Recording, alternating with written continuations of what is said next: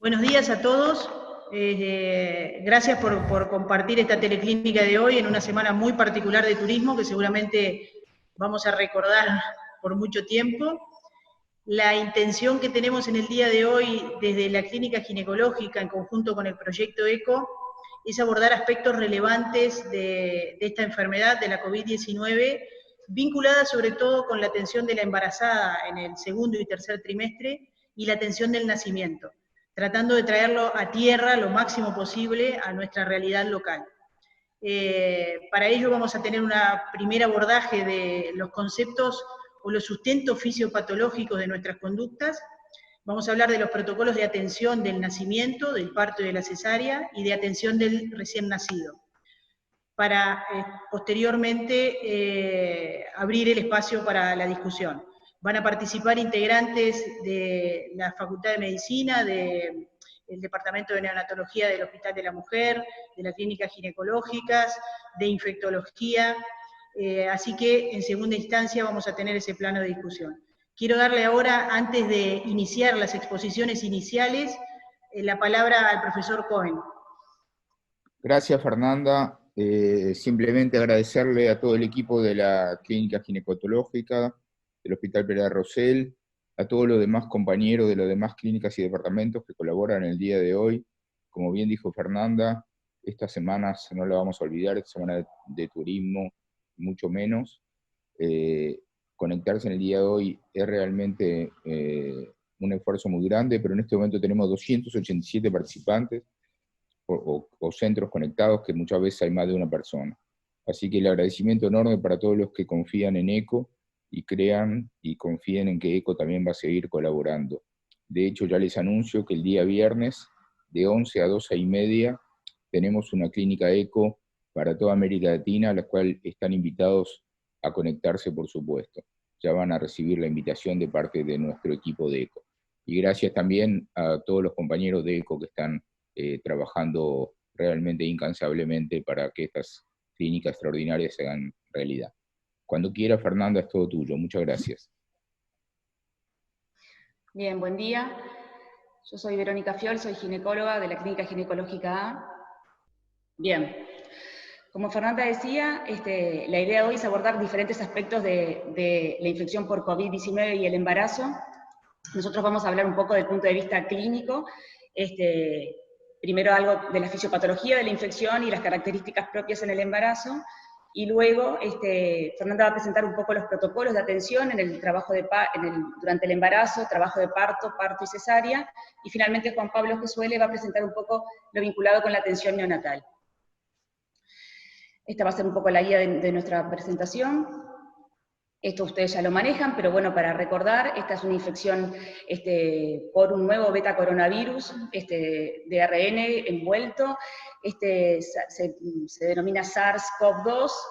Hay que recordar que hay muchísimos tipos de coronavirus y que hay, por lo menos antes de este nuevo descubrimiento, había 6 coronavirus humanos, 2 que tenían implicancias patológicas graves, como son el SARS, que fue culpable de la pandemia en el año 2002-2003, y el MERS, que es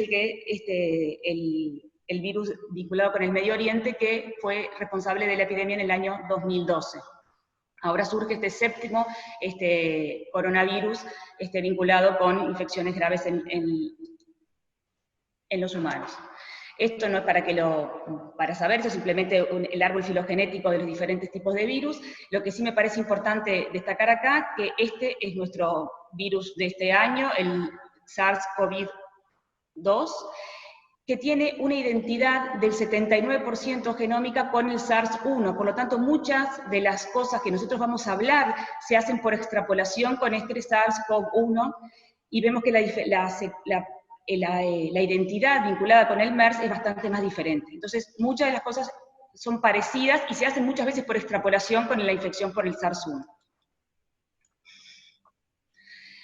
El SARS-2 es un virus que infecta las células epiteliales respiratorias del huésped a través de un receptor que es la enzima convertidora de angiotensina, la ECA2, que se encuentra fundamentalmente expresada a nivel de las células de la vía aérea, fundamentalmente en las células alveolares tipo 2 del pulmón. El 83% de las células alveolares tipo 2 del pulmón tienen esta enzima, por lo tanto es donde fundamentalmente actúa este virus.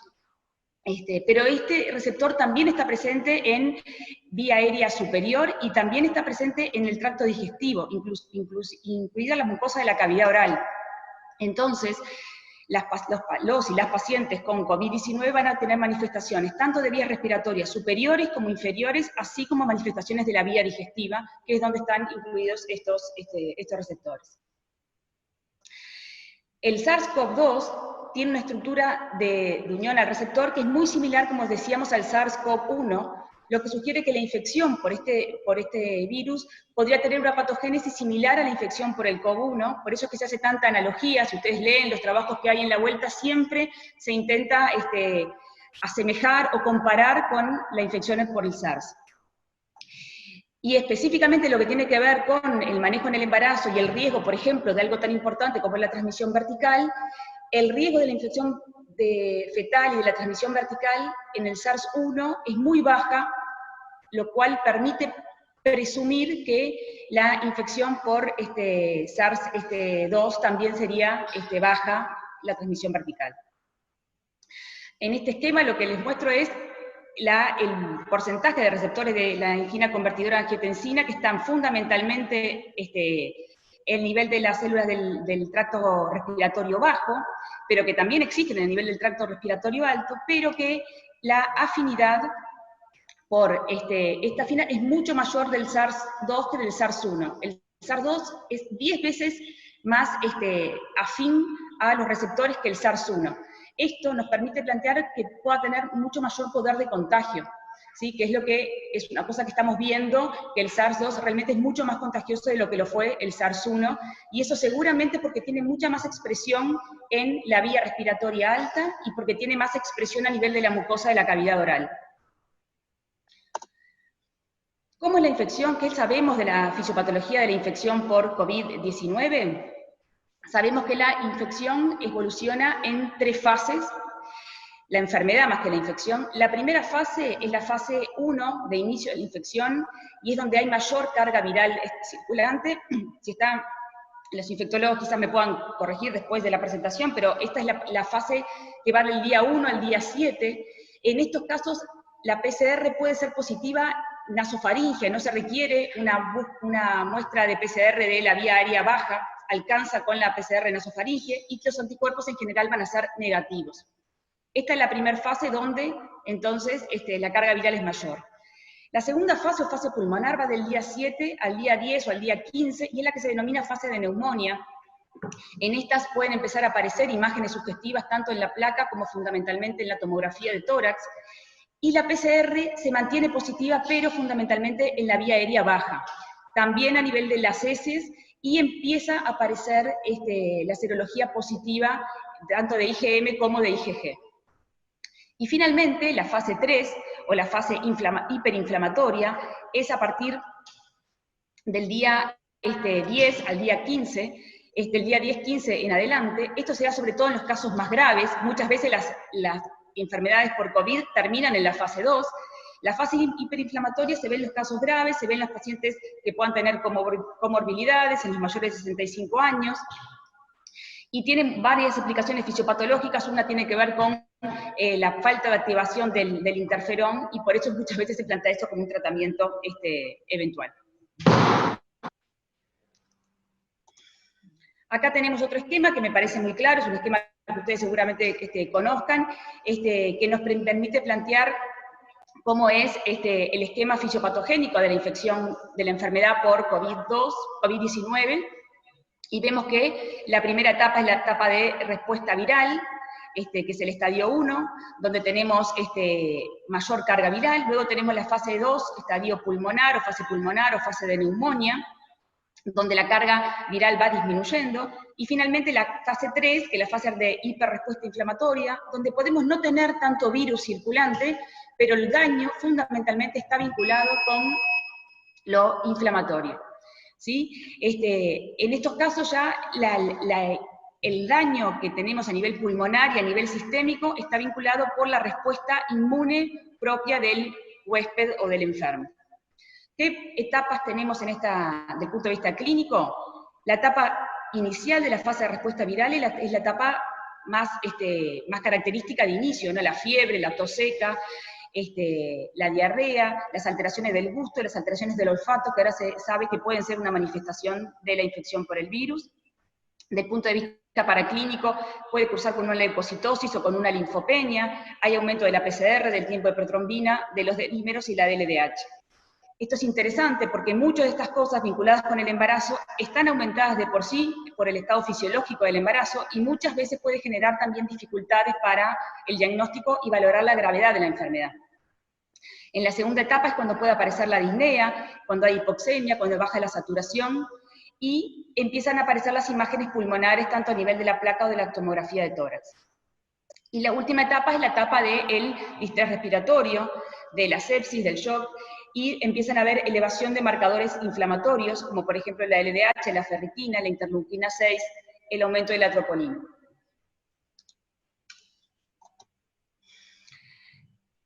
En la fase inflamatoria se puede dar, y esto es un elemento importante que tiene que ver con la patogénesis de la infección por el SARS-2, es lo que se denomina la tormenta de citoquinas. Una vez que el virus, que es este que se ve acá, ingresa a la célula alveolar, y al alveolo va a determinar una descarga de citoquinas, y que son las que en última instancia van a generar los síntomas y la injuria sistémica de la fase 3, de la fase hiperinflamatoria. Esto es muy interesante también porque en la embarazada y con los cambios vinculados con la inmunidad, esto también tiene un rol que ahora después vamos a ver. Específicamente hablando de COVID y embarazo, el embarazo es un estado fisiológico que predispone a las mujeres a infección respiratoria viral de cualquier tipo y en cualquier momento y por cualquier germen. Los cambios fisiológicos normales de un embarazo, tanto en el sistema inmune como en el sistema cardiopulmonar, determinan mayor riesgo de desarrollar enfermedades graves luego de una infección respiratoria. Nosotros tenemos claro eso, está claro a nivel mundial y lo tenemos claro nosotros en el país. Si ustedes recuerdan, en el año 2009, que fue la pandemia por gripe, por el virus de la influencia A, H1N1, a nivel mundial, el 1% de los pacientes infectados fueron embarazadas, pero estas representaron el 5% de todas las muertes relacionadas con la H1N1. Si ustedes recuerdan a nivel de nuestro país, seguramente muchos se acuerden, esta es la curva de mortalidad materna a nivel de nuestro país. Este pico que se dio acá de 16 muertes fue en el año 2009, del cual 50% de estas estaban vinculadas con la gripe H1N1. ¿Sí? Si no hubiéramos tenido las muertes por gripe, en vez de 16 muertes hubiéramos tenido 8. Por lo tanto, es importante, y esto es una cosa local, que a nosotros nos tocó muchísimo lo vinculado con la gripe H1N1. Tanto el SARS-1, la infección que tuvo su brote epidémico en el año 2002-2003, y el MERS, se vincularon con complicaciones graves durante el embarazo, incluida la necesidad de intubación orotraqueal y de asistencia ventilatoria mecánica, el ingreso a CTI, insuficiencia renal y muerte. La tasa de letalidad de la infección por el SARS-1 en mujeres embarazadas fue de hasta el 25%, el MERS tuvo una tasa de letalidad que fue un poco menor, pero actualmente, en la actualidad, no hay evidencia de que las mujeres embarazadas sean más susceptibles a la infección por COVID-19, por el SARS-2, o que aquellas con la infección sean más propensas a desarrollar una neumonía severa. Quizás esto tiene que ver con que la evolución, si bien tenemos muchos datos, es relativamente corta, llevamos 3 diciembre, enero, febrero, 3 meses y poco desde los primeros casos, pero no tenemos en este momento muertes maternas reportadas, como vamos a ver por COVID-19 en las embarazadas. Esta es una tabla que me pareció interesante mostrarla porque plantea 3 series, una serie de, esta que se ve acá, que es una serie de embarazadas con infección por el SARS-2, por COVID-19, una serie de embarazadas con la infección por SARS, y una serie de embarazadas con la infección por el MERS. Como vamos a ver, esto es publicado el 25 de febrero, había 55 embarazadas en esta serie, 17 en el grupo del SARS y 12 en el grupo del MERS, la mayoría estaban en el tercer trimestre, y el 25% de mortalidad en el grupo del MERS, 18% de mortalidad en el grupo del SARS y 0% de mortalidad en el grupo de la COVID-19, con 2 ingresos a CTI hasta este momento, 25 de febrero. Vamos a ver que ahora tengo unos datos un poco más actualizados, pero no ha cambiado mucho lo que tiene que ver con la mortalidad y el ingreso a CTI de las embarazadas. ¿Qué cambios nos parece importante destacar cuando uno habla de las características de la infección viral y de este virus en el embarazo? Primero que nada, recordar que el sistema inmune en el embarazo tiene una modificación del equilibrio entre las subpoblaciones de los linfocitos reguladores, las poblaciones TH1 y TH2, y en el embarazo va a predominar la actividad TH2. ¿Por qué nos importa esto? Porque la actividad TH2 en el embarazo es la que promueve la tolerancia al aloinjerto, al embarazo, que como sabemos comparte, en el mejor de los casos, la mitad de la carga genética con su madre. Y hay una atenuación en la inmunidad celular TH1, que es la que permite, la que determina un aumento en la susceptibilidad materna a los patógenos intracelulares como los virus. El embarazo, que es un fenómeno fundamentalmente TH2 dependiente, va a generar, determina entonces que sea más propenso al aumento de la infección viral. ¿Por qué nos importan los TH1 y los TH2? Porque las citoquinas que liberan estos grupos de linfocitos son diferentes. Cuando se produce una infección viral, va a haber un aumento a expensas de la población TH1, que tiene citoquinas que son más dañinas y que pueden determinar lesión, por ejemplo, placentaria, y alteración del sistema inmune que pueda determinar, por ejemplo, daño fetal, incluso sin transmisión vertical. Se pierde este equilibrio a expensas de la TH2, que es el que determina la buena evolución del embarazo, como vemos acá, la tolerancia. ¿Qué es lo que pasa con el sistema cardiopulmonar? El sistema cardiovascular también aumenta, determina cambios en el embarazo, que aumentan la susceptibilidad de la mujer a una infección grave y al compromiso hipóximo, y retrasa el diagnóstico y el control de los contactos. El 5% de las embarazadas con COVID-19 van a presentar síntomas de la vía respiratoria alta. ¿Pero esto qué nos genera? Que en el embarazo también tenemos muchísimos síntomas del tracto respiratorio superior. Hay congestión, hay edema secundario a los niveles de estrógenos y progesterona, hay una rinitis gestacional que es secundaria y perennea por estrógenos, que es muy frecuente, hasta un quinto de las mujeres pueden tener eso en el tercer trimestre. Entonces eso puede determinar que se enmascaren los síntomas y que se subestimen muchas veces los síntomas respiratorios altos en la mujer embarazada. Lo mismo pasa con la disnea. La disnea aparece en el 18% de las embarazadas con COVID-19, pero ustedes saben perfectamente que en el embarazo la disnea es fisiológica, que aumenta por las demandas de oxígeno materno, y que eso va a ir aumentando a lo largo del embarazo. Y que en el tercer trimestre la posibilidad de que haya disnea por el aumento del consumo de oxígeno, por la alteración de los volúmenes pulmonares, es extremadamente frecuente, y esto también puede generar una alteración y una subestimación y un diagnóstico tardío de la infección por COVID. ¿Qué complicaciones hemos encontrado en los casos de COVID en la literatura cuando revisamos?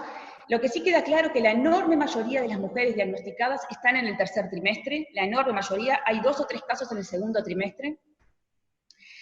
Esta serie de 55 casos que se ve acá es la vinculada, la que yo les mostré hoy, y esta es una serie de 108 casos que fue publicada el 7 de abril, ayer.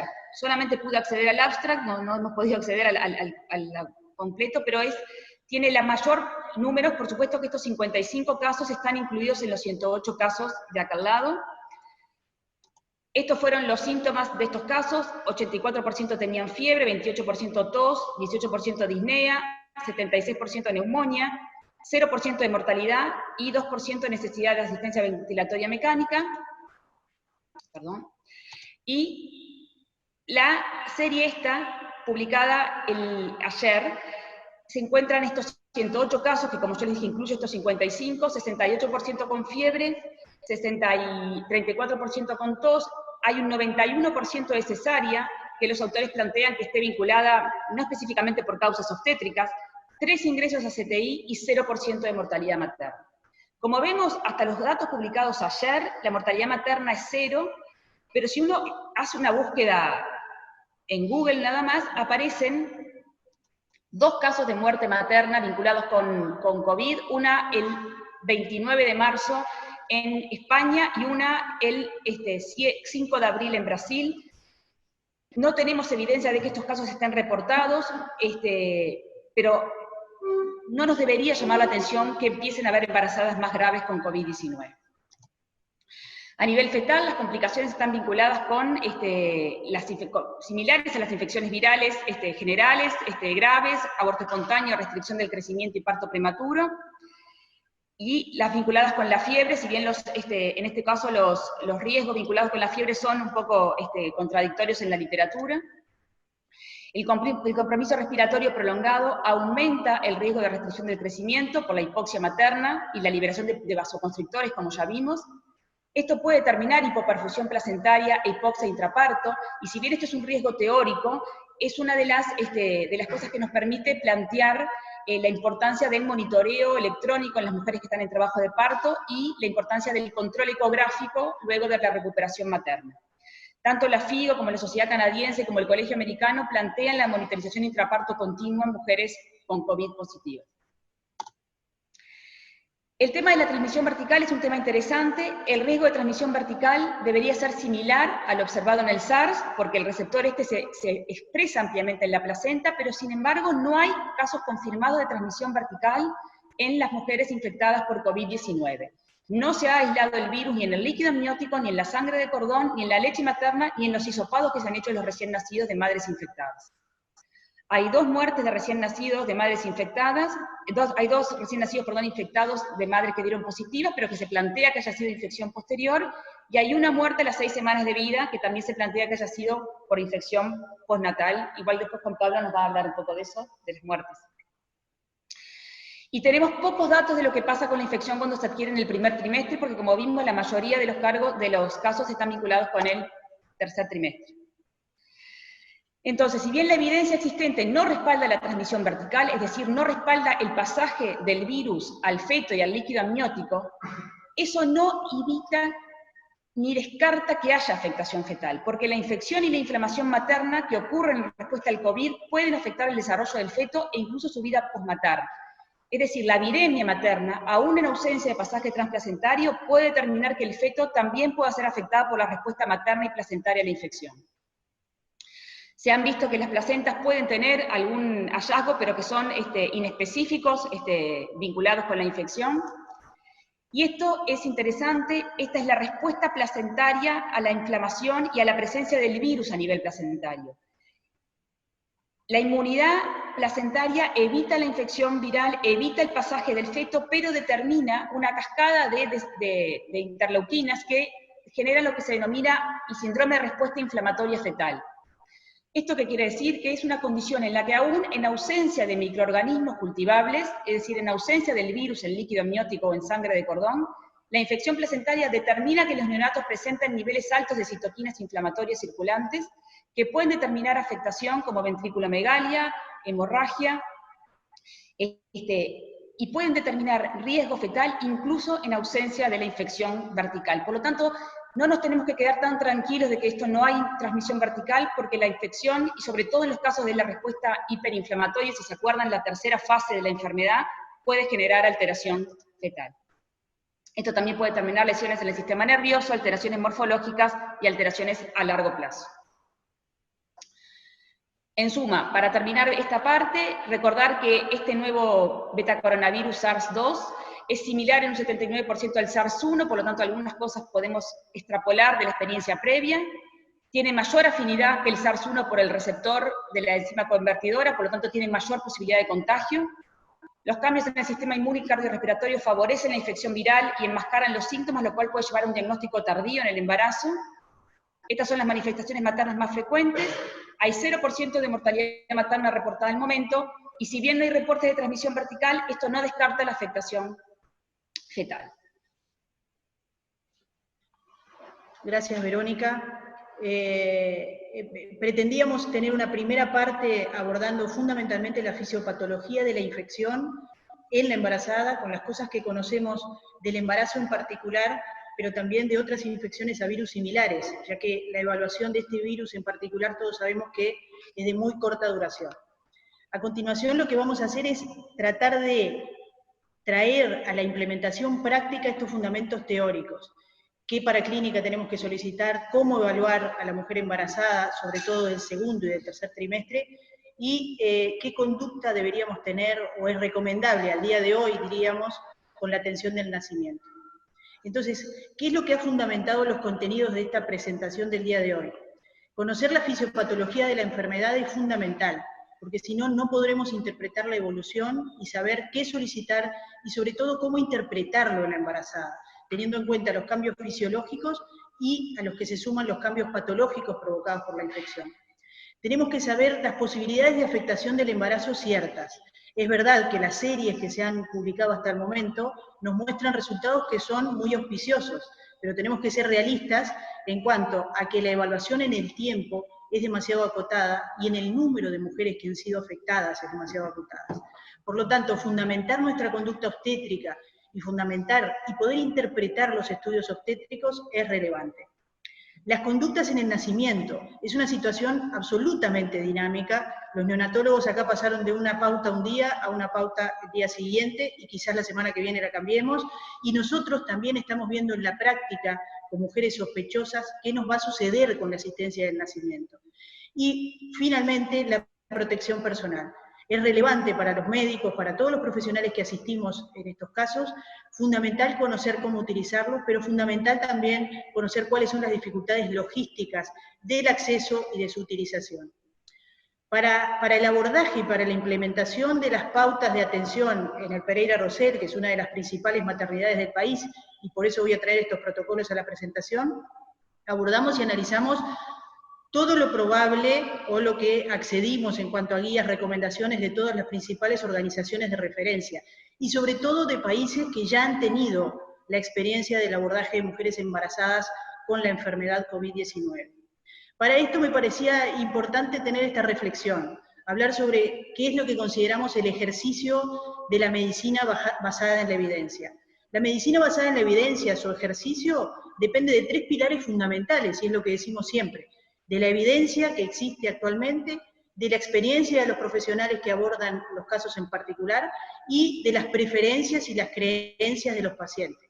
En particular, con esta enfermedad, la COVID-19, en la evidencia tenemos un gran problema, y que es poco robusta. ¿Por qué? Por el tiempo de evaluación que llevamos, por los números que tenemos. Imposible tener evidencia que sustente firmemente las conductas que tomamos. La experiencia, en este caso en particular, yo diría que es el principal pilar actual que tenemos para el manejo de las mujeres embarazadas, y en todos los contextos, es uno de los pilares en la atención, y en este caso en particular del embarazo y del nacimiento con la COVID, lo que vemos que nos va a suceder es que necesariamente va a tener que haber una adecuación de las condiciones del control del embarazo y del nacimiento, que seguramente conspiren en todo lo que hemos desarrollado en cuanto a derechos y abordajes.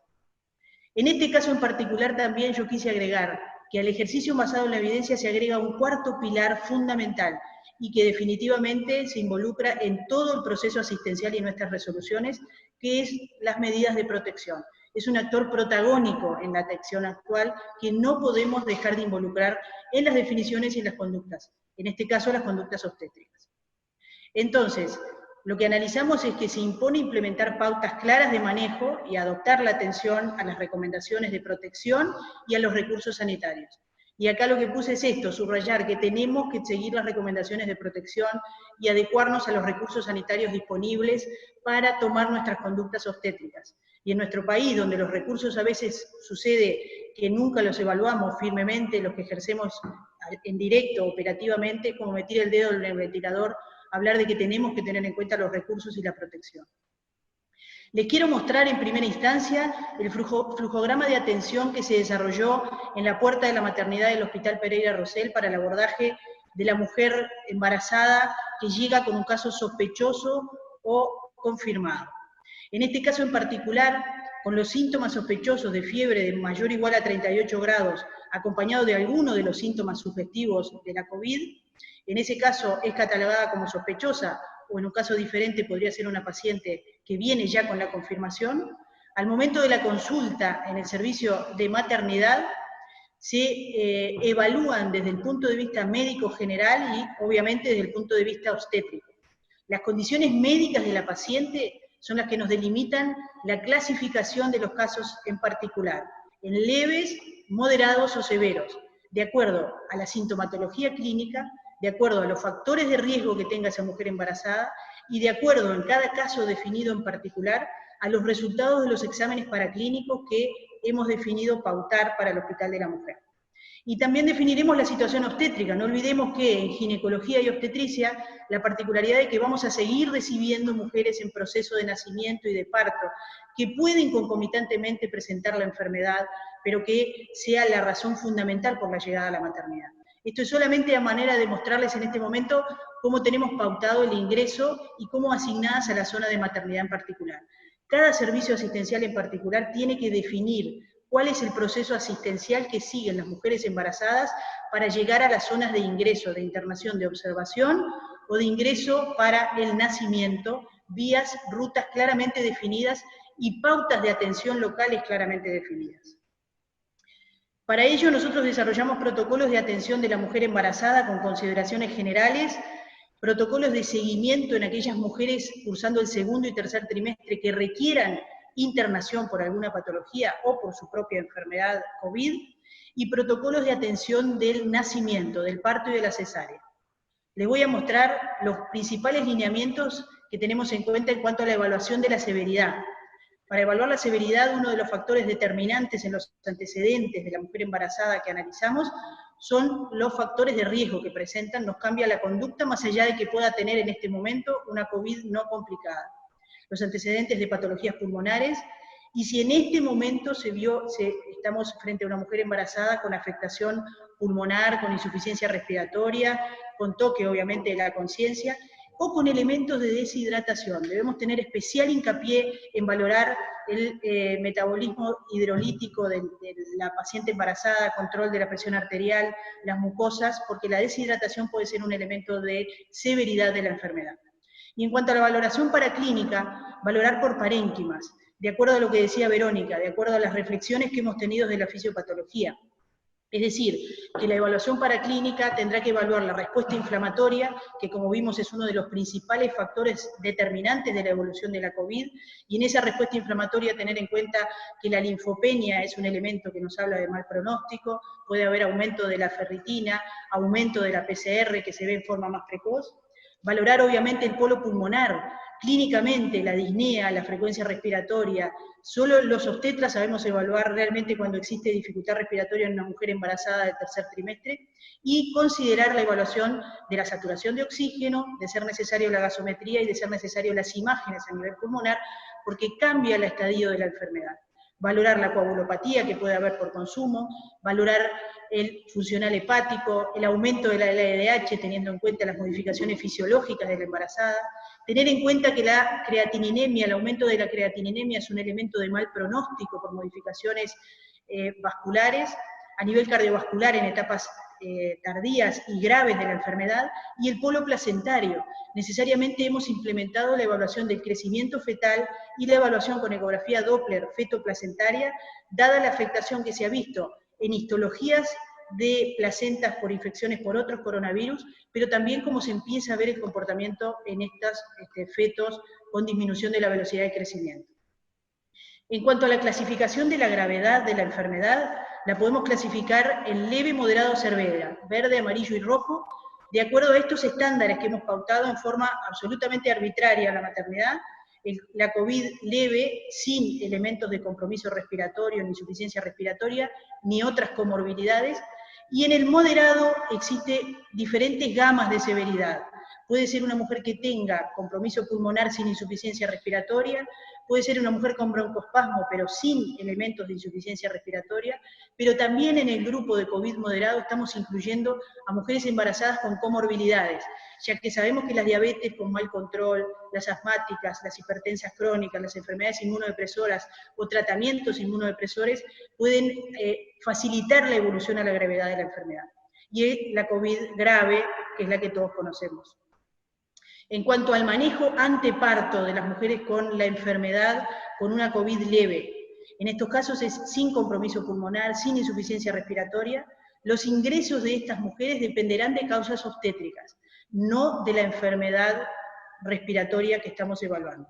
En esos casos pautamos como una evaluación básica la realización de hemograma y de PCR para valorar la respuesta inflamatoria y la posibilidad que exista de evolucionar de una forma grave, sobre todo focalizándonos en los linfocitos y en las plaquetas. Y en la evaluación obstétrica, la monitorización, la ecografía y la ecografía Doppler. Y en cuanto al manejo, dependerá de la evolución de la patología que haya causado el ingreso de esa paciente en particular. Por lo tanto, la mayoría de las embarazadas que solamente tengan una COVID leve van a estar en su domicilio. Aquellas que estén ingresadas realizamos esta valoración. En cuanto a las embarazadas que se cataloguen como riesgo moderado, las que tienen una neumopatía o broncoespasmo A1 o A2, en esos casos extendemos la valoración paraclínica al resto de los parénquimas que ya hemos mencionado, tratando de buscar otros elementos de severidad y valorando también firmemente el polo pulmonar. También desde el punto de vista obstétrico debemos valorar el parénquima placentario, ecografía y ecografía Doppler, y en cuanto a la valoración necesariamente tenemos que realizarla de manera interdisciplinaria, sobre todo además para tratar de predecir y de anteponernos a la evolución, a la gravedad de los cuadros. En estos casos, una vez definido la conducta a seguir de acuerdo a la edad gestacional y de acuerdo a tratamientos necesarios, es recomendable contar con la asistencia en cuidados intermedios, dada la posibilidad de evolución a cuadro grave. Y el otro punto de los COVID que hemos considerado moderados, pero que no tienen afectación pulmonar ni insuficiencia respiratoria, pero sí tienen factores de riesgo como son patologías crónicas que pueden generar el riesgo de desarrollar COVID grave, también sugerimos una evaluación de todos los parénquimas en particular, una evaluación interdisciplinaria, y el manejo obstétrico, si bien podrá ser en salas de obstetricia generales con equipos designados específicamente, siempre teniendo especial cuidado en la evolución del cuadro a un COVID severo. Y en cuanto a la evaluación de los COVID severos, esos requerirán de inicio el traslado a un centro de cuidados intensivos, la valoración de todos los parénquimas en particular, la valoración obstétrica, y la conducta obstétrica seguramente estará muy relacionada con la severidad del cuadro, teniendo en cuenta que el embarazo es un factor restrictivo y que disminuye las posibilidades de defensa a nivel del aparato respiratorio, muchas veces termina siendo un determinante de la necesidad de interrupción del embarazo. En cuanto a otras consideraciones durante el embarazo, se ha visto la relación, y cada vez hay más evidencia práctica de que se relaciona con parto de pretérmino la enfermedad en particular. Los corticoides, que usamos tan libremente en otros casos en particular, en este caso lleva una discusión más aceitada. Lo seguimos teniendo recomendado con la particularidad de que tenemos que intercambiar con otros profesionales la gravedad de la enfermedad que tenga la mujer en particular, recordando que los corticoides pueden extender el periodo de viremia. Dependerá del momento de la enfermedad y del riesgo cierto de parto de pretérmino la utilización de los corticoides. En cuanto a la inhibición de las contracciones, se prefiere la utilización de la nifedipina. La indometacina la podremos seguir utilizando solamente en los casos leves y menores de 32 semanas, pero no es recomendable utilizarla en casos moderados o severos. Y en cuanto al sulfato de magnesio, es otro fármaco de mucha precaución en la utilización cuando sea necesario, valorando la severidad del cuadro clínico materno. En la mayoría de los casos de cuadros moderados o severos no está recomendable la utilización de esta medicación. En cuanto a la atención del nacimiento, como recomendaciones generales se sigue recomendando la analgesia epidural. Vamos después a preguntarle a la doctora Álvarez la opinión de los anestesistas y cómo manejar este punto en particular. La precaución con el control de los fluidos durante el parto, el trabajo de parto y parto, por el riesgo de sobrecarga por la insuficiencia respiratoria que presentan estos pacientes.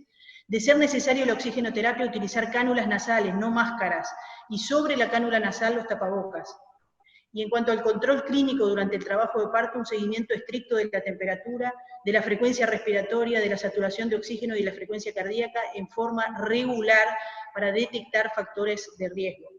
Y recordar que el tiempo entre la indicación de la cesárea y el tiempo que nos lleva la preparación para la indicación de la cesárea siempre va a ser mayor.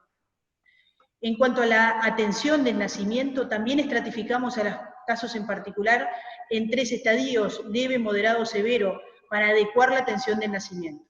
En una mujer con una COVID leve, en la atención del nacimiento, tendremos que tener los controles que sean recomendados y se seguirá el protocolo de atención del parto.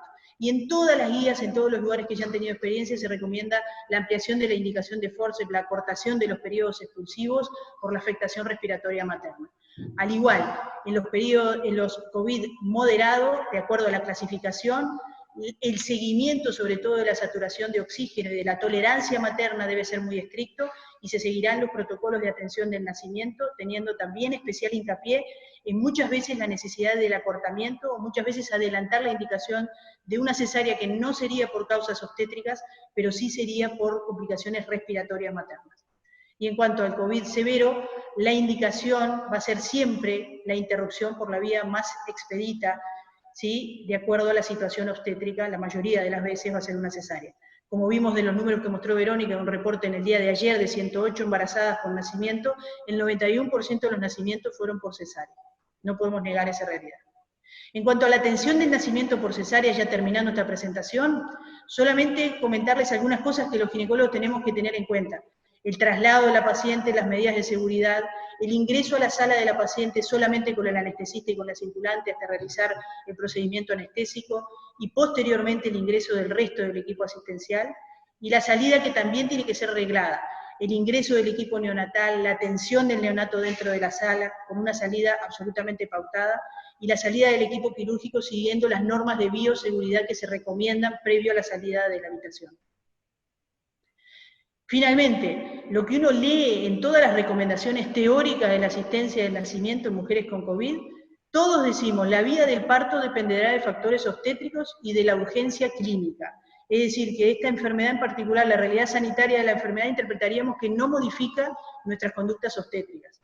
Pero yo agregaría, la vía del parto dependerá de factores obstétricos y la urgencia clínica, y la seguridad del personal que asiste, porque es un factor determinante en los procesos asistenciales actuales. Para eso nosotros tenemos protocolos claramente definidos de cada uno de los integrantes del equipo asistencial en el blog y en las salas de nacer, cuál es el equipamiento que debe requerir. Si vemos el equipamiento completo que se solicita o que se sugiere para el personal que aborda a la mujer, para realizar un tacto vaginal solamente es el equipo completo, vemos las dificultades que nos podemos encontrar en el control de un trabajo de parto prolongado. Nacer en tiempos de COVID no es fácil. Es mezclado prácticamente en una máquina de astronautas. El tiempo de COVID seguramente va a conspirar contra la humanización del nacimiento y tendremos que adaptarnos a estas realidades. Y para finalizar, vamos a ver el manejo neonatal que el Departamento de Neonatología sugiere y vamos a abrir a la discusión. Bueno, buenos días a todos. Mi nombre es Juan Pablo Gesuele. Lo que voy a presentar ahora son las recomendaciones del manejo clínico perinatal, con dos cosas que quiero puntualizar. La primera es que estas recomendaciones se hicieron en conjunto entre el servicio de neonatología de aquí del hospital y también el servicio de neonatología del Hospital de Clínicas. Sé que anda la profesora Blasina por ahí, así que seguramente la traigo un poco a la discusión. Y lo segundo es que puse esa fecha de 25 de marzo porque esa es la fecha en la cual nosotros elaboramos estas recomendaciones. Y como planteaba Fernanda, estas recomendaciones han ido cambiando en el tiempo. De hecho, nuestra primera recomendación duró 44 horas, pero ni siquiera llegó a las 48 horas antes de cambiarse. Y esto es un problema.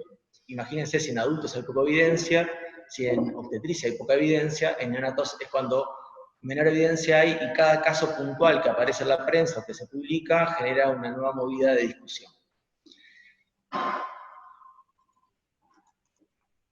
Así que lo que más nos interesaba mostrar en esta primera instancia es nuestro algoritmo de toma de decisiones con respecto a las madres que son sospechosas o que tienen un COVID y que su hijo va a nacer en el hospital. Lo primero que hablábamos es la llegada a la sala de partos. Estas son las primeras dificultades. Hay que recordar que un problema que ya vimos en el día de sábado, cuando llegó la primera paciente que era sospechosa de COVID, es el cuello de botella que teníamos con respecto al diagnóstico. Y seguramente, cuando tengamos muchas madres sospechosas, vamos a tener muchos problemas porque esto hace que se descarguen medidas asistenciales en el hospital que a veces no son necesarias. Pero bueno, es una de las discusiones que tenemos que dar. ¿Qué vamos a hacer con las madres que llegan y que son sospechosas? ¿Cómo lo vamos a manejar? Y con el tema de los test y la demora de los test, a veces hacen que tomemos demasiadas medidas para la situación. Pero bueno, es un tema que que se irá afinando y se irá discutiendo.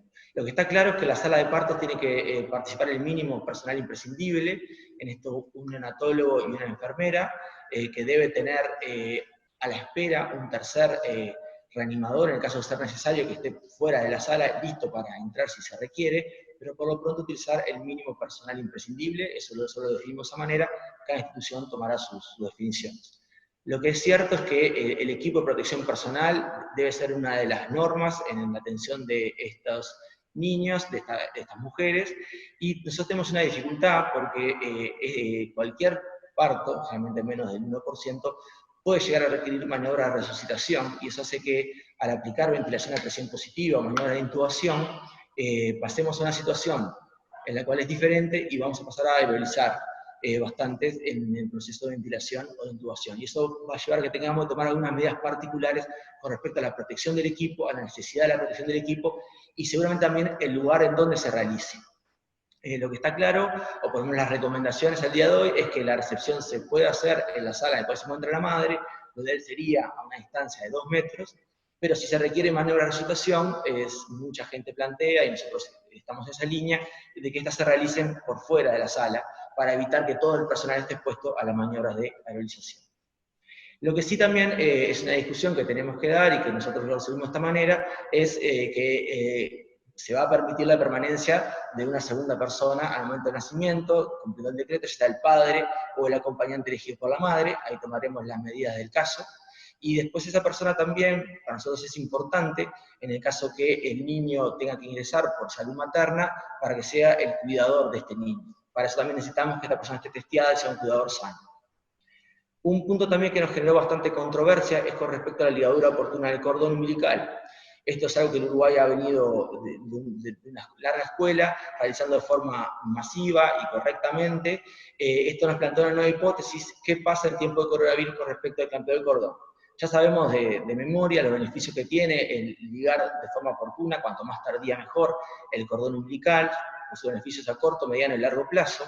Y en este caso, lo que sí parecería estar claro, si bien obviamente nada es concluyente, es que no habría transmisión viral, ya sea ni en el cordón umbilical ni tampoco en el líquido amniótico. Por lo tanto, nosotros lo que planteamos, y seguimos con la misma recomendación, es realizar la ligadura oportuna del cordón.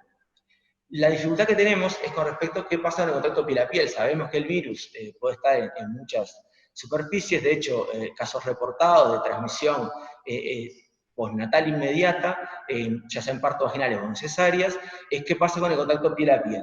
Lo que creemos es que esto se debe discutir con la familia previamente, si existe la oportunidad, y llegar a un acuerdo balanceando los riesgos y los beneficios. Algunas sociedades científicas, como la China y la española, han decidido directamente suspender transitoriamente el contacto piel a piel, y que mientras se produce la ligadura oportuna del cordón, sea el obstetra quien tenga el niño a la altura de la placenta materna. En este caso es una cuestión a discutir con la familia, y en el caso que se decida realizar piel a piel, las medidas, obviamente, de aislamiento respiratorio de la familia y de higiene en la zona donde se coloca recién nacido, deberán ser explicadas previamente y cumplidas. Lo que mostramos aquí es un poco el algoritmo de toma de decisiones, de la atención inmediata a este recién nacido, y ahí están las madres que tienen sospecha o que tienen infección confirmada por COVID-19. Aquí lo que vamos a utilizar es una sala que esté designada y que esté preparada para la recepción, con la distancia del algoritmo, que tengamos las medidas de protección necesarias para la situación, el mínimo personal, y realizar el clampleo oportuno. Aquí podemos, una vez que se produce el nacimiento de este niño y no hay dificultades, hacer como 3 grupos de recién nacidos, de binomios madre con recién nacido. El primero sería cuando la madre presenta síntomas, o que son leves o ya está sintomática, y el recién nacido se encuentra sintomático. Nosotros creemos que este niño puede ir con su madre al alojamiento conjunto, tomar las medidas de aislamiento del binomio que son correspondientes a la infección materna, y utilizar medidas de protección, como son el tapaboca y demás a la mujer, pero sí pensamos que hay que mantener la lactancia. Pensamos que los beneficios superan por lejos los riesgos. No se ha demostrado al día de la fecha que haya transmisión del virus a través de la leche materna, y sí se ha demostrado en casos más que nada experimentales que sí había pasaje de anticuerpos, además de todos los beneficios que tiene la lactancia materna. Este niño también sería estudiado con PCR, con aspirado nasofaringeo, para determinar su estado, si es un niño que no tiene COVID o que sí lo tiene, para tomar las medidas del caso. En el caso que la madre presente síntomas graves y no pueda acompañar a su recién nacido, en este caso el recién nacido tampoco tendría por qué ingresar a una unidad, sí podría pasar a un alojamiento madre-hijo con las mismas medidas de aislamiento anteriores. En este caso lo que sí pediríamos es que tenga, ahí pusimos tutor, quedó gracioso el tutor, pero sí una persona que se haga cargo de este recién nacido y que sepamos que esté sano. De esa manera podría, cumpliendo las mismas medidas de aislamiento, pasar al alojamiento conjunto. Y en una tercera etapa, el recién nacido que presenta síntomas, ya sean, generalmente son fiebre o dificultad respiratoria, este niño ingresaría al sector de cuidados, en el cual se tomarían las medidas de aislamiento pertinentes para el recién nacido y para el personal de enfermería y médico, y de esa manera se realizarían los estudios pertinentes y la realización de la PCR por aspirado nasofaríngeo. Simplemente para ampliar un poco lo anterior, en este caso, ante caso sospechoso de recién nacido, tenemos dos esquemas: el recién nacido asintomático, podría pasar con su madre a la sala individual, aún así pretendemos que haya cierta monitorización sobre la saturación de oxígeno, sobre la frecuencia cardíaca, se tomarán las muestras para COVID-19 con las medidas que correspondan y se va a mantener la lactancia. Y cuando el niño está sintomático, ahí va a ingresar a una sala de aislamiento. Esto se hace en incubadora, obviamente esto no lo dije, pero el traslado de la sala de partos al lugar definitivo, ya sea en alojamiento madre-hijo o en la unidad, va a hacerse en incubadora, y el niño va a permanecer aislado en su incubadora, monitorizado, se van a tomar las muestras y se va a realizar, o se recomienda realizar un hemograma, una PCR para valorar el estado proinflamatorio de este niño, y si requiere una radiografía de tórax. Se pueden pedir otros estudios al recién nacido, algunas guías plantean la solicitud de troponinas y demás, pero eso creemos que hay que liberarlo a la clínica del paciente. Y el tratamiento va a ser de sostén. En el caso que el niño sea positivo, ya sea estando en sala o en el CTI, o la sala de internación, donde fuese, se lo va a mantener aislado, se lo va a mantener monitorizado, y se van a limitar las visitas. Aquí lo que vamos a tratar es que tenga un cuidador sano, que sea quien se haga cargo junto con el equipo de enfermería de los cuidados de este recién nacido, y la idea también es internarlo por jóvenes. Ahí se plantea el seguimiento, la realización de una radiografía de tórax, los estudios en función de la clínica, y se continúa con el tratamiento de sostén. En el caso que el niño sea negativo en cualquiera de los dos casos, los cuidados van a ser acordes con la clínica. Simplemente para ponerlo nuevamente, porque este fue un punto de discusión, en la cual ustedes sabrán también que hubo un cambio en las recomendaciones internacionales, en la cual uno debe balancear el riesgo-beneficio del mantenimiento de la lactancia materna. Lo que repito nuevamente, el virus no parecería pasar por la leche, y sí lo haría los anticuerpos, pero lo que sí hay que cuidar obviamente son las secreciones maternas, por lo cual la madre debería utilizar el tapabocas, una correcta higiene de la mama y de las manos antes y después del amamantamiento, y en el caso que las madres estén asintomáticas, eso sería en el alojamiento madre-hijo, y en el caso que las madres presenten síntomas severos, bueno, lo ideal siempre es tratar de mantener por lo menos la extracción de leche materna en el caso que sea posible. Muchas gracias, Juan. Bárbara la presentación, bien práctica. Quiero en primera instancia darle la palabra al profesor Brioso. Leonel, te vamos a habilitar el micrófono.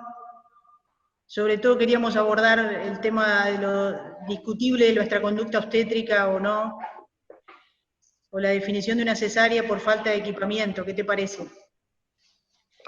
Bueno, buenos días para todas y para todos. Un gusto estar aquí compartiendo esta jornada. Realmente muy buenas las tres presentaciones y arrojan luz a la incertidumbre, que creo que es el mayor enemigo que tenemos hoy por hoy en el manejo de esta situación, ¿verdad? La incertidumbre que nos hace muchas veces, si no tenemos esta capacidad de reflexión y de discusión colectiva, nos lleva muchas veces al miedo, de alguna manera, y eso hace que sean muy ineficientes nuestras reacciones individuales y colectivamente. Creo que eso es el objetivo principal de este tipo de jornadas académicas, y me parece realmente muy adecuado que se hagan, sobre todo con la participación que esta está teniendo, ¿verdad? A veces no es que haya que hacer una por día, sino que sea una que esté bien encaminada, creo que es lo más importante. Con respecto al tema que me decía Fernanda de abordar, es un tema realmente muy complejo. Nosotros en el Comité de Ética de la Federación Internacional de Ginecología y Obstetricia, a pedido mío, estamos tratando este tema y es probable que antes de la semana que viene tengamos un statement para ver cómo manejar esta situación. Pero es un problema global, ¿verdad? El manejo de la paciente durante el trabajo parto y la definición de la vía del parto es un problema muy importante. Y por otro lado es un problema que se ha dado en todos los lugares y se está dando. Y una de las situaciones que de alguna manera preocupa es que no se está explicitando que gran parte de las cesáreas, que es la vía por lejos más común de terminación del embarazo en los casos de las pacientes COVID positivas o sospechosas, se dan sin una causa médica clara, ¿verdad? Es decir, no hay una situación obstétrica que lo amerite, no es por la situación materna o perinatal que se indique, sino que es por causas relacionadas con los servicios de salud y los equipos sanitarios. Y en este sentido, me parece muy importante que tengamos un instante para una reflexión bioética a propósito de esto, ¿verdad? Hay una tensión siempre entre lo que es la obligación que tiene el médico con la atención del paciente en relación con la atención que tiene el equipo de salud con las poblaciones. Eso es una tensión inherente a la relación médico-paciente desde el punto de vista bioético, y esa situación de tensión se extrema de alguna manera en situaciones justamente de pandemias tan peligrosas como la que estamos viviendo en este momento, en el cual los actos individuales de la atención médico-paciente deben tener relación con la protección de la comunidad y el permitirle a la comunidad que tenga la misma capacidad de acceso a los servicios de salud, con independencia del tiempo en el que la consulta se dé. Esto lleva a que tengamos que ver bien un aspecto que no es habitual que analicemos en la bioética, por lo menos en nuestras actitudes, que es el tema de la bioética utilitarista, y que tiene que ver con evaluar aquellos elementos que tienen directamente relación con la capacidad de atención que tienen los equipos de salud. En ese sentido, y partiendo de un análisis principalista, en cuanto a la beneficencia, es fundamental la reducción de los riesgos que podamos tener en nuestra actividad para con las pacientes. En cuanto a la no maleficencia, es muy importante que tengamos una clara acción de riesgo-beneficio de lo que estamos planteando. En cuanto a la autonomía, es fundamental informar y mantener a las personas lo más informadas posibles. Y en cuanto a la justicia, es acá el elemento quizás más importante. Lo que tenemos que tener presente es que todas las pacientes importan y todas importan por igual. Pero esto no significa que todas sean tratadas de la misma manera. Y en los casos en los cuales haya situaciones de sospecha o certeza de COVID, quizás tengamos que tener en cuenta elementos que no son solamente los vinculados con la situación de la paciente, porque hay que considerar lo que planteaba Fernanda y también Gesuele, que los equipos de protección personal son claves a la hora de poder atender adecuadamente a las pacientes. Las medidas de protección personal son difíciles de implementar, no es sencillo colocarse y mucho menos sencillo sacarse el equipo, son onerosas desde el punto de vista económico, escasean en la pandemia, a nivel global está escaseando y en nuestro medio también, y deben ser cambiadas para su uso por diferentes miembros del equipo si se van a suceder diferentes miembros del equipo. Todo eso se junta con otro elemento importante y que ya tuvimos la experiencia en la maternidad, porque ayer se atendió un parto de una paciente que es sospechosa de COVID, que finalmente vino negativa a la PCR, y es las dificultades que el equipo de protección personal lleva en la atención, la visibilidad que se tiene, la capacidad de movimiento, etc. Por lo tanto, nosotros creemos que la toma de decisiones obstétricas debe tener en cuenta no solamente la situación obstétrica de la paciente, sino las condiciones del equipo actuante en cada momento y la situación concreta de la institución donde se ofrece la atención del parto. Y es justificable, por lo tanto, y termino con esta primera aproximación, es justificable si no hay equipo de protección personal para la atención del trabajo de parto, que se presuma dure más de 2 horas, y en los casos donde no haya cambio en el equipo factible, yo creo que es justificable el planteamiento de una cesárea. Es justificable la cesárea si la paciente no accede a las medidas de bioseguridad adecuadas, y también es justificable si la situación del servicio donde se atiende la paciente imposibiliten la atención con equidad de todas las pacientes que estén en ese momento siendo atendidas por el equipo asistencial. Esto sería una primera aproximación a este tema, que les reitero es un tema de gran actualidad, muy complejo, y en el cual hemos hecho una búsqueda inicial y no hemos encontrado mayores referencias, y creo que eso se debe justamente a la dificultad que tiene abordar este tema por nosotros. Gracias, Leonel.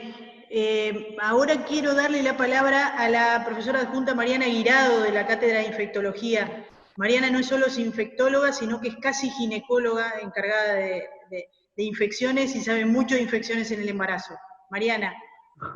Hola, gracias por la presentación. Claramente no sé de ginecología, pero me dejaron impactada, la verdad, de la revisión que hicieron del tema, porque fue muy buena y muy completa y muy clara.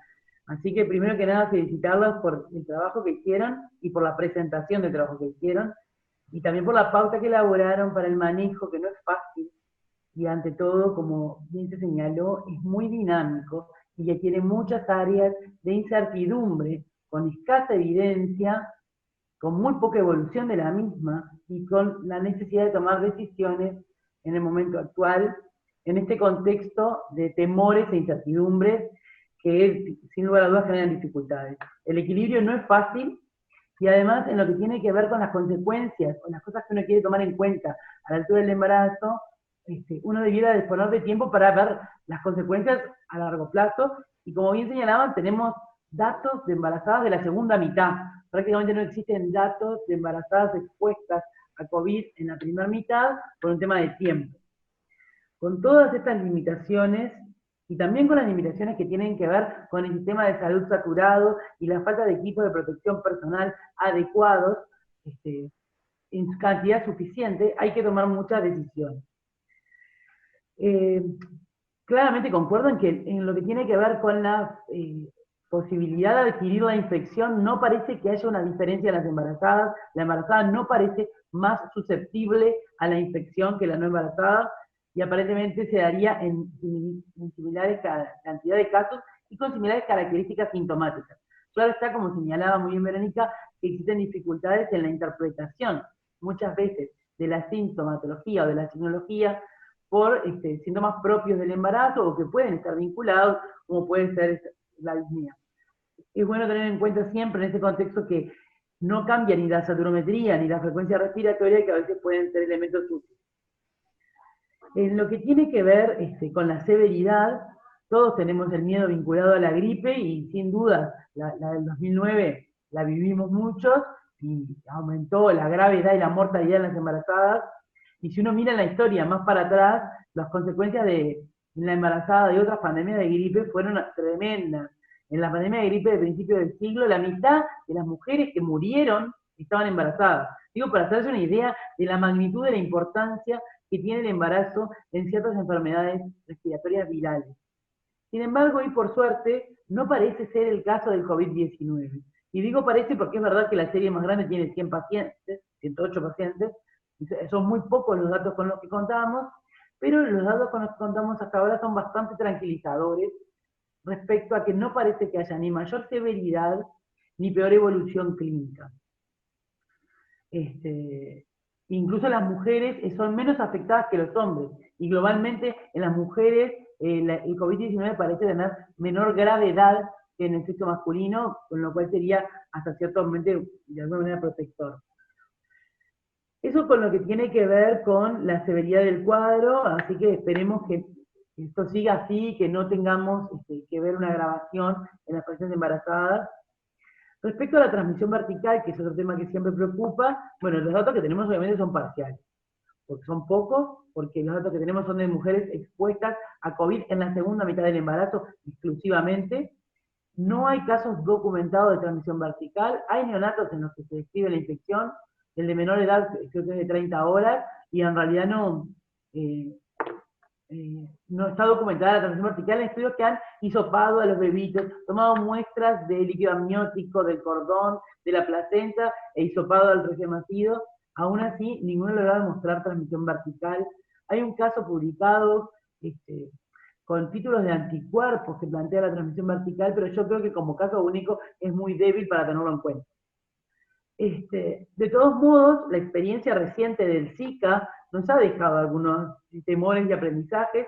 Todos recordamos que durante mucho tiempo se decía que el Zika solamente producía afectación cuando se producía la infección materna al principio del embarazo, y el tiempo nos mostró a todos que en cualquier momento del embarazo se podía producir transmisión vertical, y eso tener consecuencias serias a largo plazo. O sea que, para poder afirmar esto, vamos a necesariamente tener que esperar más tiempo. De todos modos, los datos por el momento son muy tranquilizadores, y eso es muy bueno. No parece haber transmisión vertical, y no parece haber consecuencias directas en el neonato. Claramente puede haber consecuencias indirectas a raíz de la gravedad de la infección o de las consecuencias que pueda tener sobre la salud materna. Sobre el uso de medicación, bueno, como todos saben, no hay un tratamiento específico. Los tratamientos que se están ensayando disponibles en nuestro medio se pueden utilizar en el embarazo y la paciente está grave sin mayores contraindicaciones, el caso de la hidroxicloroquina, el lopinavir, ritonavir, inclusive la citromicina. Claramente el tratamiento sintomático, con paracetamol, y los corticoides. En realidad los corticoides en este cuadro son discutidos, algunos autores plantean utilizarlos en algunas pacientes graves. Digo porque si ustedes tuvieran que utilizarlos, no creo que nadie se los contraindique en ningún caso, porque, bueno, como mucho podrían ser discutibles su uso. Lo del equipo de protección personal no es menor. A veces a uno le parece que en las pandemias no hay emergencias. Es una cosa que se dice mucho, y uno tiene que tomarse los tiempos para poder cuidarse. Cuidarnos significa cuidar al resto. Además, porque precisa el personal de salud, y porque en realidad no hacemos ningún bien si actuamos en forma intempestiva, no utilizamos los equipos de protección apropiados, y luego estamos transmitiendo el virus a otras personas. Entonces, colocarse adecuadamente el equipo de protección personal lleva unos cuantos minutos para poder quitárselo adecuadamente y no exponerse a un riesgo, con lo cual esas medidas hay que tomarlas. Hay que tener claro qué equipo de protección personal se precisa en cada etapa, porque lo que es verdad es que hay cosas que van a escasear, y también en eso es muy importante que las usemos adecuadamente. Digo porque no se precisa un tapabocas N95 cada vez que tenemos contacto con un paciente con COVID. Claramente si se van a generar aerosoles, sí, y en eso también tenemos que disminuir todos los procedimientos generadores de aerosoles que podamos.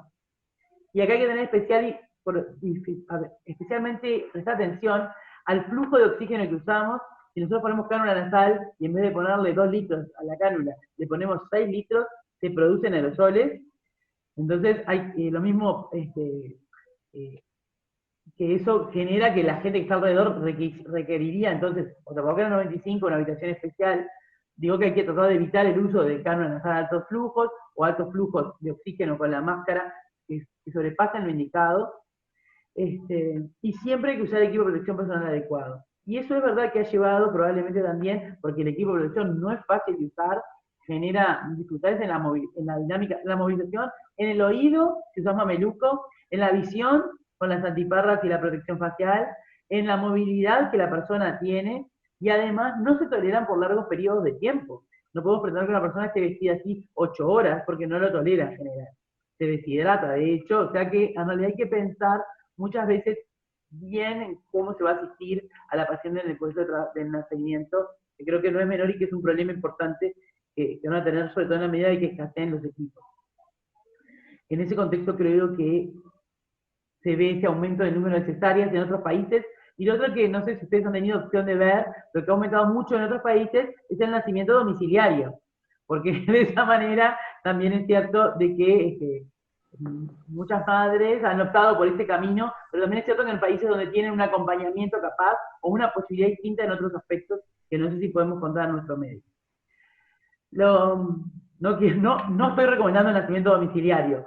Comenta nada más porque he leído de esta situación y sé que puede ser una cosa que surja en nuestro medio también en este contexto. En la medida de, no ahora que tenemos una paciente con sospecha de COVID cada tantos días, en unos días, si nos pasa lo que es previsible, en unas semanas van a tener COVID siempre en el hospital. Siempre va a haber pacientes con COVID porque se espera que un porcentaje esté infectado. Entonces eso hace muchas veces difícil el manejo. Creo que en realidad en lo que tiene que ver, bueno, y el equipo de salud tiene que cuidarse mucho porque es imprescindible en este contexto tener un equipo de salud disponible y en condiciones para asistir a otros pacientes. Eso con respecto a la parte del nacimiento, lo que respecta a la parte de los cuidados en el embarazo, creo que se está haciendo un esfuerzo enorme, y lo he visto por parte de los obstetras en nuestro país, de poder acompañar todo lo que tiene que ver con el proceso de cuidado del embarazo, los controles, buscar otras maneras de fortalecer todo lo que es el control a distancia, la coordinación para mejorar el seguimiento y el control de las mujeres embarazadas en el contexto de esta epidemia y este distanciamiento social que estamos viviendo, y creo que va a ser muy importante lograr continuar avanzando en ese sentido para optimizar lo que es el manejo durante el embarazo. Sobre el tema de la certificación, no vamos a poder testear a todas las pacientes previo al nacimiento. Digo esto porque también es una cosa que ha surgido. Porque ¿cuándo la testearíamos? Recuerden, primero, la sensibilidad del test es 70%, ¿sí? En las pacientes que están con síntomas. Con lo cual, en realidad un test negativo tampoco me descarta 100%. Una paciente con síntomas respiratorios que llega a nacer, por más rápido que yo lo tuviera, probablemente si tiene síntomas voy a precisar tener los cuidados. No puedo testear a todas las mujeres a la semana 36 o 38 porque en realidad el test es positivo unos días. No es que me va a servir para determinar si al momento de que nazca el bebé va a estar negativa o positiva. ¿Se entiende? Y el estudio en sí mismo lleva muchas horas. Solamente el procesamiento del material genético para buscar el material genético del virus lleva 6 a 8 horas. Con lo cual, en un laboratorio especializado en otro lado, con lo cual no voy a tener el test de la mujer en el momento del nacimiento en muchos casos. Y en el momento en que haya más casos de COVID, toda paciente con infección respiratoria va a haber que manejarla como si tuviera COVID. Digo esto porque es la realidad más probable. Si tiene síntomas respiratorios, digo desde el punto de vista de la transmisión, la mayoría por suerte van a ser leves, pero van a requerir las precauciones de transmisión por gotitas y por contacto, y se generan aerosoles por vía aérea. Sobre la certificación de las mujeres embarazadas, si deben continuar el trabajo. Nosotros creemos que se debe favorecer siempre que se pueda el teletrabajo, pero si la mujer tiene que ir a un lugar donde tiene una alta exposición a otras personas, se debe valorar individualmente con la persona el riesgo y la posibilidad inclusive de certificarla en esa etapa del embarazo, sobre todo más por lo que no sabemos que por lo que sabemos. Lo que sabemos no involucra un riesgo aumentado. Pasa que lo que no sabemos todavía es mucho, entonces posiblemente en este contexto la certificación laboral es una opción a tener sobre la mesa. La mayoría de los países ha puesto a las embarazadas como un grupo de riesgo, a pesar de los datos tranquilizadores que tenemos, porque hay muchas cosas que no vamos a saber por un periodo de tiempo prolongado, en lo que tiene que ver con la transmisión vertical o las posibles consecuencias sobre el recién nacido de la infección materna. Entonces, bueno, en este contexto es posible que las embarazadas sean las que más tenemos que priorizar para teletrabajo o para hacer las tareas más cuidadas, y bueno, y eventualmente, si eso no es posible, y el contacto con otras personas es importante, valorar lo de la certificación materna si es lo que la madre desea. Exacto, creo que sí, es valorar el riesgo-beneficio de acuerdo a la actividad que realicen. Gracias, Mariana, muy claro. Quiero ahora darle la palabra a la profesora Blasina. Fernanda, te escuchamos. Buen día, ¿cómo están? Bueno, saludos a todos, felicitaciones por la presentación, estuvo excelente, y creo que Juan Pablo resumió bien algo que, como él dijo, hicimos en conjunto. Nosotros en realidad hicimos hasta la fecha 2 actualizaciones de las recomendaciones y ahora estamos pensando en hacer una tercera, con algunas modificaciones que pueden tener que ver con el tema de la evaluación, como planteaba una colega acá, preguntaba si solo se hace un PCR recién nacido. Ustedes saben que las recomendaciones internacionales incluso hablan de hacer en heces, en deposiciones, la PCR, pero está un poco ligado a lo que decía Mariana, que no hay test para todos y que en este momento lo que se hace es hisopado nasofaríngeo. O sea que creo que por el momento es lo que tenemos y es lo que vamos a hacer. Nosotros retiramos de la recomendación el hecho de poder hacer PCR en otros fluidos, y ahora estamos valorando si para el alta, que habíamos recomendado hacer 2 PCRs, creemos que eso no va a ser posible, así que bueno, vamos a ver en una próxima recomendación cómo lo manejamos. Así que, digo, creo que no vi otras dudas al respecto. Coincido plenamente con todo lo que dijo Mariana respecto a que no se puede descartar la transmisión vertical porque hay casos anecdóticos, sobre todo ese recién nacido que tuvo una IgM positiva 15 días después que su madre había tenido, estando embarazada, la infección.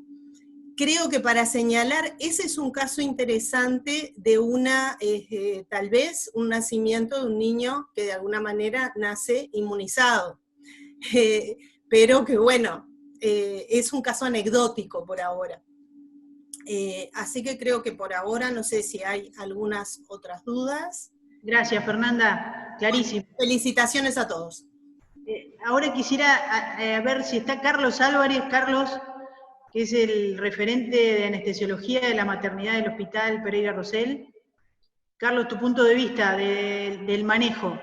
Quiero hacer algunas puntualizaciones con respecto al manejo anestesiológico de la paciente embarazada con alta sospecha de COVID o COVID positivo. En este caso, lo que es más importante, lo más importante de todos, es la comunicación proactiva en el equipo de salud, obstetras, neonatología, enfermería, por la posibilidad de evitar una cesárea categoría 1, una cesárea emergente, y sobre todo en el concepto de la anestesiología, evitar lo que es la anestesia general, que es lo que produce mayor aerolización, y sobre todo en una paciente que presenta una infección pulmonar y que puede tener complicaciones pulmonares postoperatorias importantes. Debe aclararse que en una paciente obstétrica, puntualmente se desea por parte del anestesiólogo para la seguridad de la paciente una anestesia regional, raquídea o epidural, que tiene 1.7 veces menor mortalidad que la anestesia general, y además considerar que la anestesia general se acompaña durante el embarazo con una alta chance de vía aérea difícil, por lo cual siempre es recomendable una anestesia regional, y en este caso en particular mayor, porque la anestesia neuroaxial no es un procedimiento que produzca aerolización. No hay ninguna evidencia actualmente que la anestesia neuroaxial esté contraindicada. La analgesia epidural para el trabajo de parto se recomienda en forma temprana, precisamente para minimizar la anestesia general en el concepto de que una analgesia segura equivale a una anestesia segura, quiere decir que una paciente con un catéter peridural residente puede transformar rápidamente su analgesia en anestesia. No es necesario la instalación de un anestesiólogo todo el tiempo del trabajo de parto en una paciente con epidural. Hay procedimientos electrónicos como las bombas de difusión continua que se pueden colocar para el mantenimiento de la analgesia epidural. Lo que sí es necesario recalcar, y Verónica lo dijo en su presentación, que hay un porcentaje importante de pacientes que se presentan con un recuento plaquetario con trombocitopenia, y que por lo tanto es necesario tener un recuento plaquetario antes del procedimiento analgésico. Sí, otra cosa importante destacar es que colocarse el equipo de protección personal, como varios lo han dicho, lleva tiempo, y que esto puede afectar el intervalo de la decisión de la cesárea al nacimiento, y esto hay que tenerlo presente, sobre todo en cesáreas categoría 1 y 2, porque hasta que no tenga el equipo completo, el equipo de salud colocado completamente, no puede iniciarse la cesárea. Otras situaciones que hemos tratado hemos visualizado en las recomendaciones es que la anestesia general, la intubación y la extubación tienen un gran poder contaminante, por eso es un periodo de máxima precaución para el anestesiólogo, y la recomendación actual es realizar la intubación orotraqueal con videolaringoscopio, que aleja la cara del operador al paciente, y en la extubación una máxima precaución con la tos que presenta la paciente al despertarse y la aspiración de secreciones. Estas pacientes no se ingresan a sala de recuperación posanestésica, deben permanecer en sala de operaciones recuperadas hasta poder ser trasladadas a la sala de aislamiento. Y lo último que hemos estado comprobando en algunas series es la prevalencia aumentada de tromboembolismo pulmonar en pacientes COVID, y por lo tanto se recomienda ampliamente la tromboprofilaxis en pacientes cesáreas COVID positiva por lo menos un periodo de 10 días. Sí, esto es rápidamente lo que quería comentar. Gracias, Carlos. Ese es un punto que estaban consultando, y la recomendación de la tromboprofilaxis en el puerperio. Es una recomendación que cada vez es más firme. Nos quedan pocos minutos, quiero decirles a todos que las preguntas que estamos recibiendo las vamos a ir contestando, que la presentación va a estar colgada en breve en el canal de YouTube del proyecto, que los protocolos también los podemos compartir, y quería darle la palabra al profesor Coppola, que lo tengo hace un rato ahí pendiente.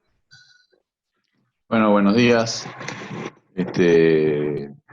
Una reflexión general, una reflexión global que quiero hacer es que, como tú dijiste, Fernanda, al pasar, estamos manejándonos con medicina basada en la experiencia. Si vemos que las recomendaciones surgen de casos de 6 o 10 o 15 pacientes que marcharon bien, como es el caso de la acitromicina, del uso de la acitromicina. Pero bueno, la buena noticia es que parece que hay como unos 150, 160 investigaciones cuyos informes preliminares van a estar en los próximos 30 días, y ahí vamos a tener mejor información. Yo pienso que teniendo tantos miles, ¿no?, de casos infectados en el mundo, y con la ausencia de mortalidad materna, nosotros, el problema nuestro no es la mortalidad materna o la severidad de los casos de las embarazadas, sino que el problema es la diseminación, digamos, del virus dentro de lo que es el personal de salud y otras embarazadas internadas. Por eso ese es el primer problema más importante. Yo lo que veo que hay como una prodigación de demasiados protocolos, o sea, habría que, por un lado, simplificar toda esta situación y hacer los entrenamientos de simulación del manejo de la ropa y de los sistemas de protección. Un punto que se dijo al pasar y que es a discutir, si nosotros vamos a manejar todas las pacientes respiratorias, ¿no?, como COVID positivos, vamos a tener un consumo gigantesco de sistemas de protección. No sé si estamos en condiciones, porque una paciente CTI capaz que la ven una vez por turno, pero una paciente en trabajo de parto la vamos a ver una vez por hora o cada 2 horas, o más frecuentemente, según el caso, y cada vez tenemos que vestirnos y desvestirnos, o sea que el consumo de materiales de protección va a ser enorme. Eso es un aspecto que hay que analizarlo. El otro asunto es si podemos nosotros diferenciar más rápidamente las que son COVID positivas y negativas, y con eso reducir el consumo de material, teniendo en cuenta también allí el problema de los falsos negativos, o de los negativos cuando pasaron más de 7 días. O sea, ese es un punto que creo que hay que discutirlo más en profundidad, por el tema del consumo de los materiales.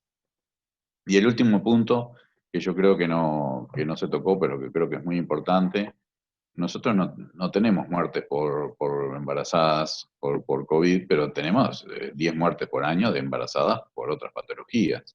A mí lo que me preocupa es la supresión de los controles prenatales que se está viendo en el nivel de atención primaria, y yo lo que propongo es lo que propone la FIGO, ¿no? La FIGO acaba de proponer en los embarazos de alto riesgo hay que controlarlos, y los embarazos de bajo riesgo hacer el control de las 12 semanas, de las 28, 32 y 38, cuatro controles mínimos, que son importantes porque si no vamos a estar dejando pasar, yo qué sé, las preeclampsias, las patologías importantes, no las vamos a diagnosticar y se nos vamos a tener más pacientes internados por otro mecanismo.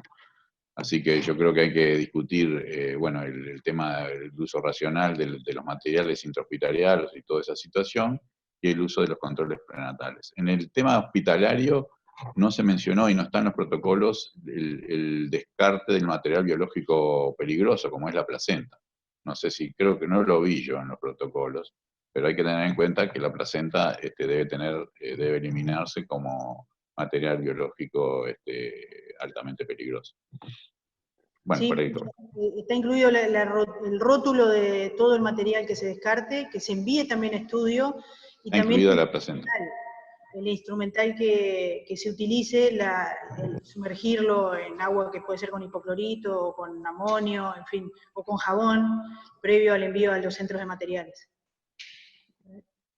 Carlos, que los coordinadores de proyecto, estamos sobre la hora. Tenemos todavía cosas pendientes. Como les dije, las consultas, las preguntas las vamos a intercambiar, las que tenemos en el chat, y toda la presentación va a quedar a disposición en breve. Les agradecemos a todos la participación. Carla, sí, te escucho. Sí, ahí. Agradecerles y recalcar esto que dijiste, simplemente que en las redes va a estar el video.